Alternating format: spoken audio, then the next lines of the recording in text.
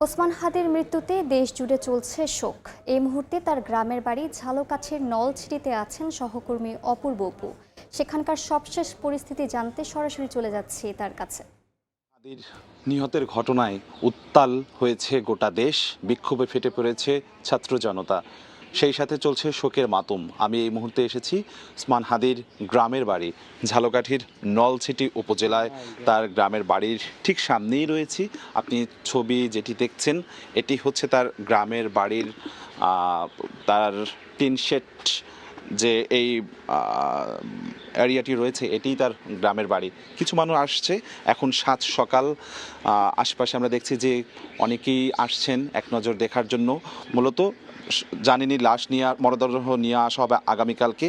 এখন গতকালকে যখন এই খবরটি ছড়িয়ে পড়লো তার এই মৃত্যুর ঘটনা, তার পরপরই এই গ্রামবাসী সবাই ছুটে এসেছে, অনেকেই কান্নায় ভেঙে পড়ছে। সেই সাথে সাথে বরিশাল জুড়েই গতকালকে থেকেই বিক্ষোভে ফেটে পড়েছে ছাত্র জনতা।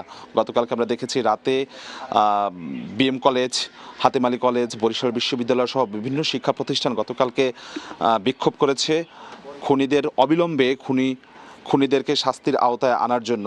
সেই সাথে সাথে আমরা দেখছি যে সাধারণ মানুষের ছাপোষা সাধারণ মানুষ অনেকেই কিন্তু কান্নায় ভেঙে পড়ছে। তারা বলছেন, এই গ্রামবাসীরা বলছেন যে হাদির সবসময়ের জন্যই এলাকায় যখন আসতো সে সবার সাথে খুবই আন্তরিক ব্যবহার করতো, খুবই ভালো ব্যবহার করতো।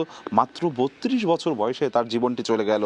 1993 সালে জন্ম নেয়া এই হাদি মাত্র 32 বছর বয়সে 18 ডিসেম্বর গতকালকে অর্থাৎ তিনি মারা গেল। আমরা এই বিষয়ে আরেকটু বিস্তারিত কথা বলবো। আমাদের সহকর্মী পলাশ রায় যুক্ত হচ্ছেন আমাদের সাথে ঝালকাঠির। আপনি গতকালকে থেকে এই পুরো ঘটনা কভার করছিলেন, দেখছিলেন, কি অবস্থায় এলাকার মানুষ এখন কি বলছে? আসলে অপু, আপনি যেমনটি বলেছিলেন, হাদির বিষয়টা শুধু বরিশাল জুড়ে না, সারা বাংলাদেশের মানুষ কিন্তু চরম শোকাহত। সেই সাথে ঝালকাঠির কথা যদি বলি, ঝালকাঠির জন্য আরেকটু বিশেষ। এই যে ঝালকাঠি এবং নলছিটি, এই যে তার জন্মস্থান, এখানে তার বেড়ে ওঠা, অসংখ্য মানুষের সাথে তিনি বেড়ে উঠেছেন, তাদের সাথে কথা বলেছেন। এবং দেখেন, এই যে যার বাড়িটা যদি দেখা যায়, অতি সাধারণ পরিবেশে কিন্তু তিনি বেড়ে উঠেছেন, কিন্তু এখানের গণমানুষের সাথে মিশেছেন, মানুষের সাথে তাদের অধিকার নিয়ে কথা বলেছেন, যে কারণে এখানের মানুষ এলাকাবাসীও বলছে ছোট থেকেই সে খুব অধিকার সচেতন ছিল।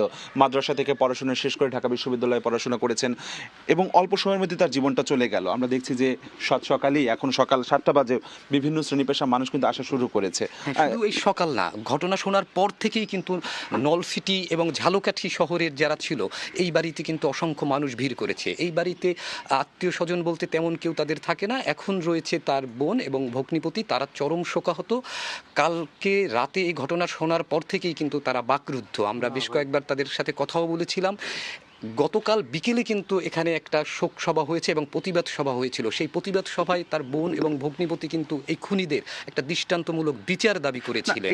খুনিদের বিচারের দাবিটা কিন্তু শুধুমাত্র তার পরিবারই নয়, আমরা দেখেছি যে বিভিন্ন শ্রেণী পেশার মানুষ, ছাত্র জনতা কিন্তু তারা রাজপথে নেমেছে। গতকালকে থেকে আমরা দেখেছি বিভিন্ন জায়গায় তারা আন্দোলনে তাদের যে ভিতরের যে ক্ষোভ সেটিও কিন্তু আসলে কার্যত প্রকাশ পেয়েছে মানুষের। এবং আমরা দেখেছি যে গতকালকে রাতে শহরের, বরিশাল শহরের বিভাগীয় কমিশনারের বাসভবনের সামনে সেখানে ছাত্র জনতা অবস্থান নেয় এবং বরিশাল রেঞ্জের ডিআইজি তিনি কিন্তু কান্নায় আপ্লুত হয়ে পড়েছেন।